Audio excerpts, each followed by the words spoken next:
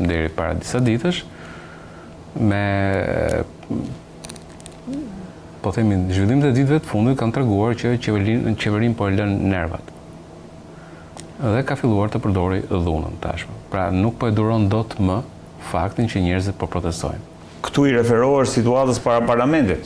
Jo vetëm situatës jo vetëm situatës para parlamentit, situatës para parlamentit, duke filluar që me arrestimin, me ndalimin më saktë, ose më saktë shoqërimin në termi juridik të Dritan Goxhait e tjerëve që ka qenë para disa ditësh, të martën, me shoqërimet që kanë ndodhur dje, edhe par dje, pra në ato që janë, po themi, protesta para parlamentit, dhe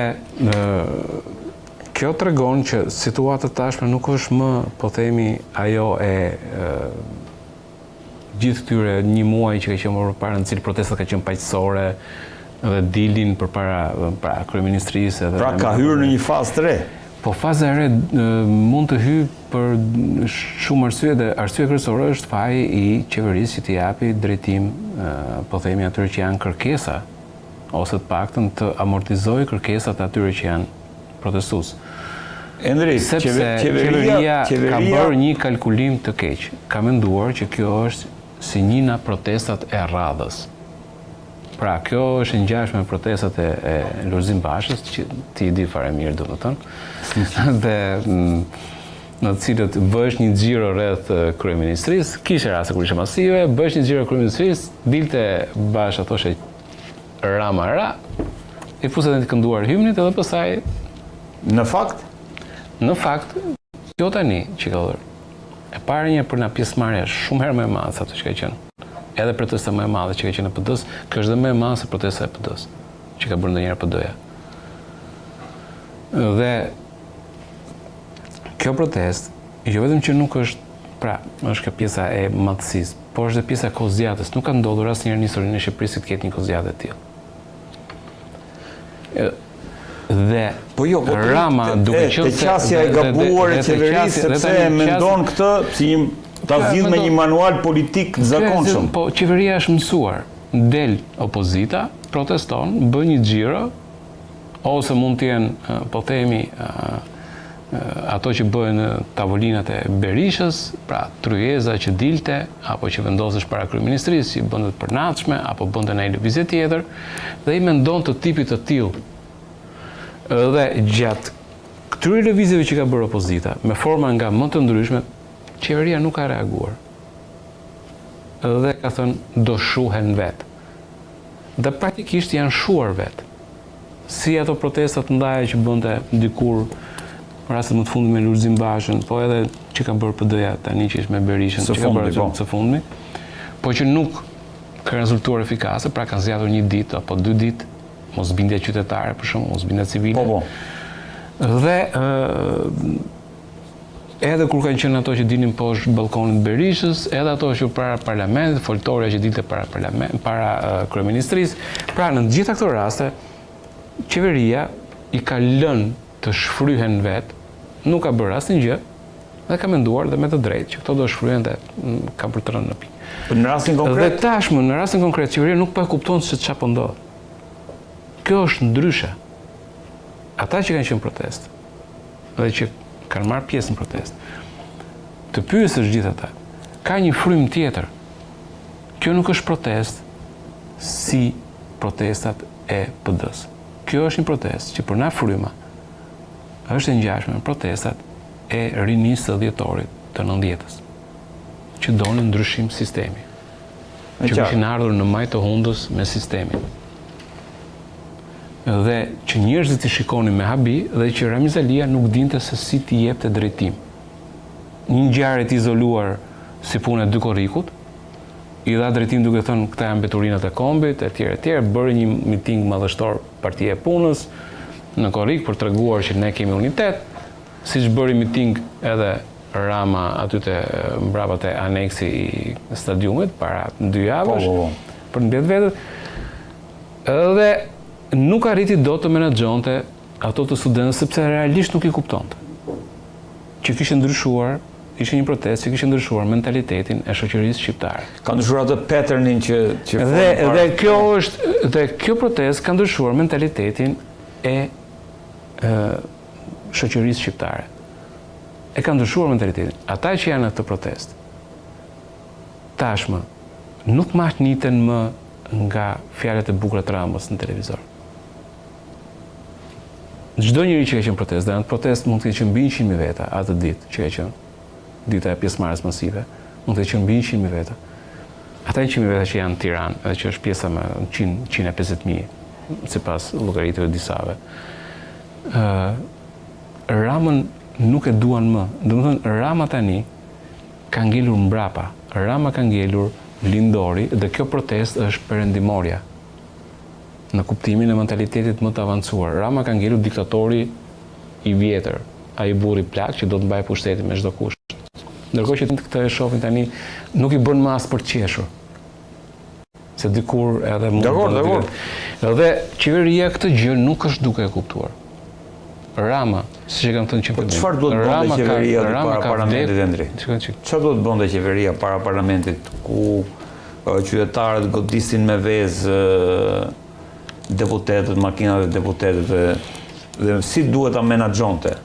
Se argumenti që përdorin ata dhe unë po bëj të le të themi atë avokatin e qeverisë në rastin konkret. Ja ku janë, në fakt ky ka qenë qëndrimi. Po, dhe po të shikosh, nuk kanë bërë asnjë gjë. Dhe nisi shtyrja nga ana e policisë në drejtim të turmës.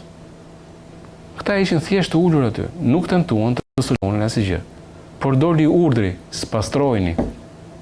Ai ka qenë doli urdhri, spastrojeni, hiqini që aty dhe filloi përplasja. Shive njerëzit, por rinë aty, asnjë gjë nuk po bëjnë. Dhe shikoj, gjysma janë femra aty, dhe sidomos, ja po të shikosh edhe këtu dhe atje edhe më tutje. Nuk ishin ndërmend të përplaseshin me policinë. Thjesht donin të rinin rreth parlamentit. Sepse a janë përfaqësuesit e këtyre njerëzve, janë aty brenda. Ishin kërkesat e këtyre. Dhe u kërkua në parlament që të diskutohesh për kërkesat e protestës. Dhe nuk u pranua. Po, nga ana e mazhorancës. Nga ana e mazhorancës. Po, nuk u pranua. Tani si mendon që duhet ndihen këta? Këta kanë 1 muaj, më shumë se 1 muaj, që janë aty dalin për ditë. Dhe nuk i dëgjon njeri. Është si puna e dikujt të cilit ti e duke i folur 1 herë, 2 herë, 3 herë, dhe duke sikur nuk dëgjon, herë në 20 ti e ngre zërin se që ta kesh vëmendjen e tij. Që të dëgjoj, sepse nuk po i dëgjojnë.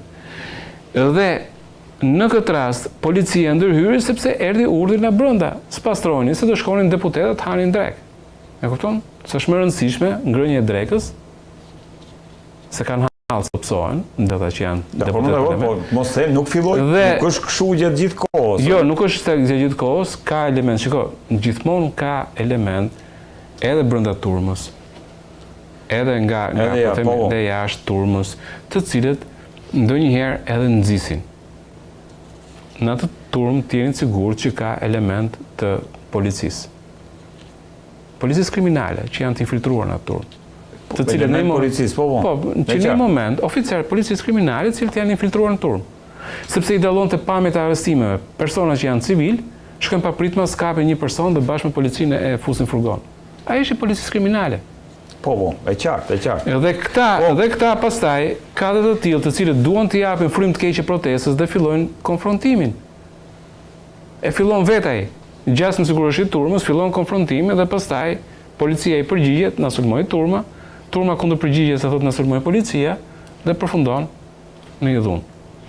Gjithsesi, ideja ishte që këtu pam thot ato që tentojnë të justifikojnë policinë apo të delegitimojnë procesin, thonë që ky është një aksion pak a shumë që i ngjan, dhe këtë e tha edhe kryeministri Rama, që i ngjan në mënyrë tipike mënyrën se si Partia Demokratike i bënte aksionet politike.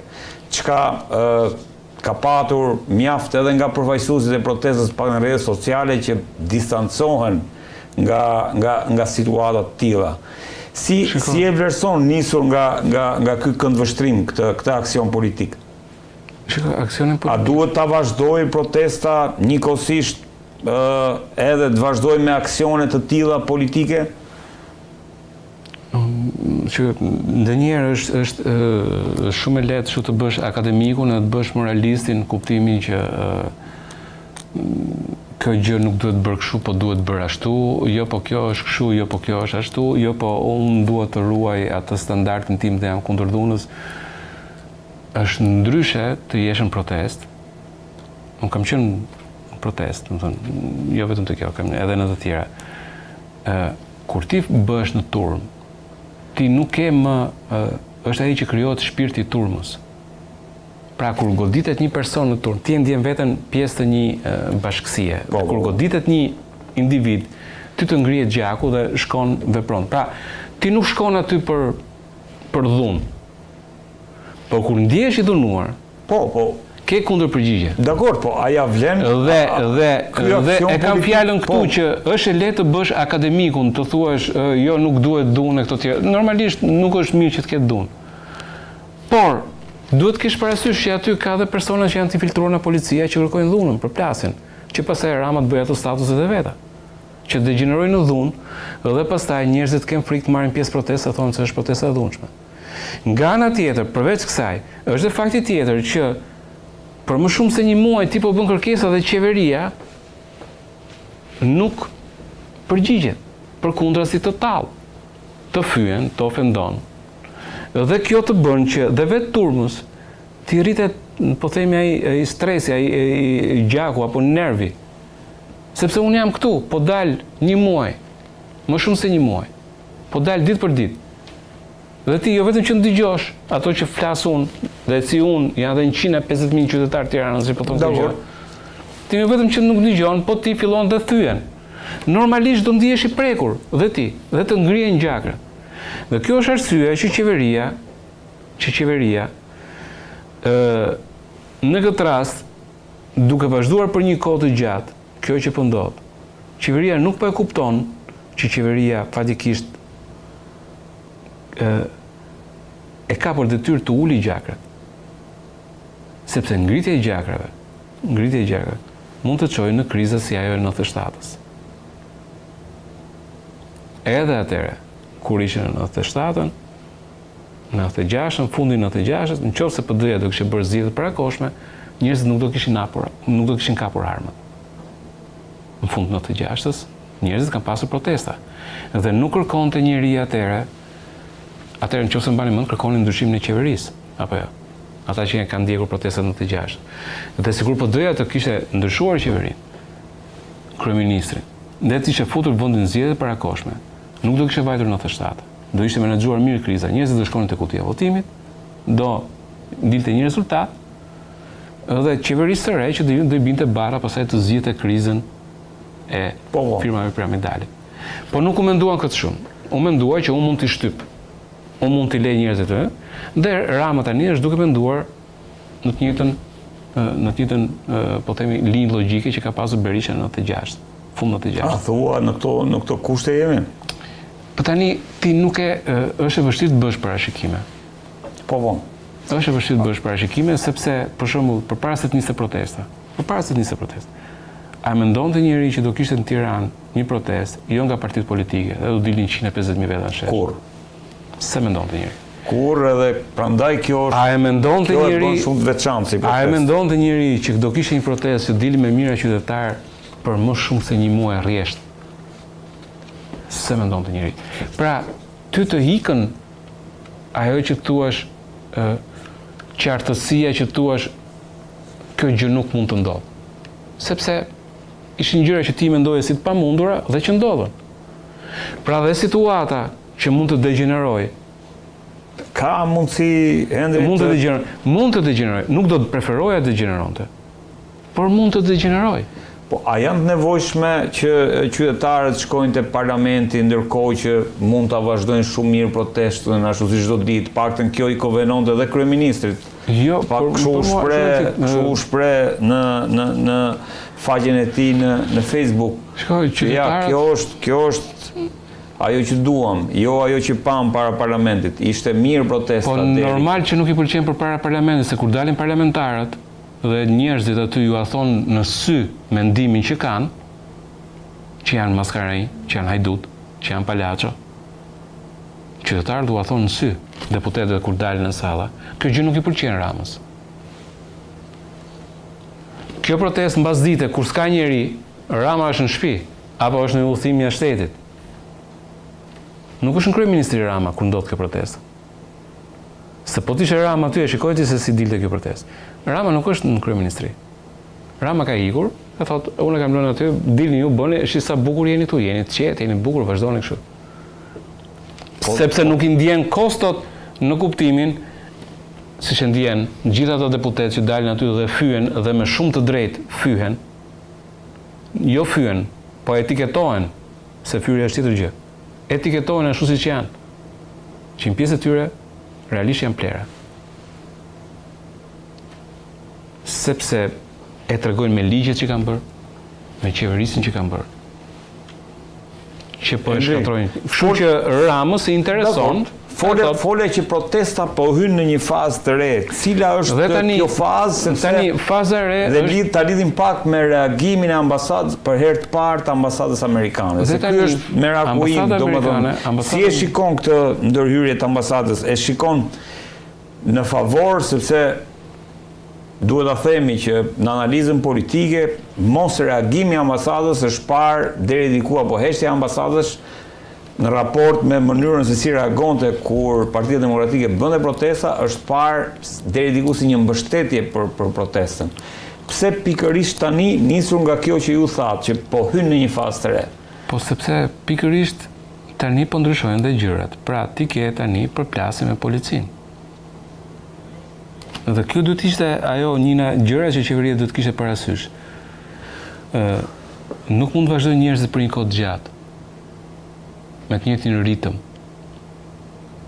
Pra është krejtë e natyrshme që dinamika të ndryshojë në një moment tjetër, mund të bëhet pjesëmarrja rritet apo ulet, edhe nervi i protestës mund të rritet apo mund të ulet. Por në dallim nga të tjerat, kjo protestë ka ndarë mendjen që do jetë për një kohë të gjatë. Pra kjo nuk është një lloj si protestat e tjera. Tashmë këtyre si tradit dalin njerëzit protestojnë dhe bëjnë xhiro në bulevardin e Tiranës. Është këtu në tradit tashmë. Dhe kjo tradit që është këtu, nuk është tradit vetëm në Tiranë. Tirana, siç ka qenë në 90-ën, që ishin ato studentëve që thyen mitin, ndërgadal, mos kujtoni që nuk ka në rrethe që po ndërgjegjësohen dhe po e kuptojnë, domethënë çfarë është realisht Rama, dhe pse duhet që realisht të ndryshojë, duhet bërë një Shqipëri e re. Pra,